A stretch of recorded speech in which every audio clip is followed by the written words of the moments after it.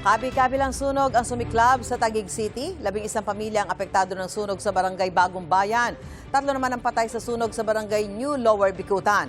May unang balita si Bam Alegre. Sumiklab ang sunog sa C6 Road sa barangay New Lower Bicutan, Taguig, pasado alas 4 kahapon. Trahedya ang tumambad sa mga tauhan ng Bureau of Fire Protection nang maapula ito pasado alas 6 kagabi.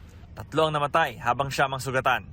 Yun nga po, sa kasamang palad po ay meron po tayong na casualty kanina doon sa naganap na sunog sa New Lower Bicutan at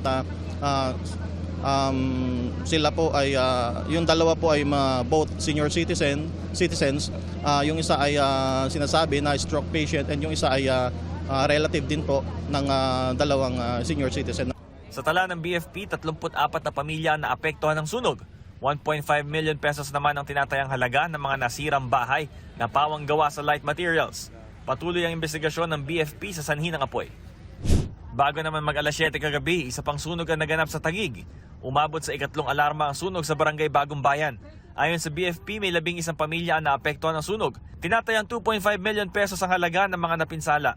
Mas sikip po yung ating maiskinita dito sa sunog natin na naganap dito sa Bagong Bayan at yun po yung naging isa sa mga challenges na na-encounter natin dito sa sunog po natin na to. Nahirapan din po tayo sa supply ng tubig. Ang residenteng si Jo Marie Santos pauwi galing ng trabaho nang inabisuhan siyang nasusunog ang kanyang bahay.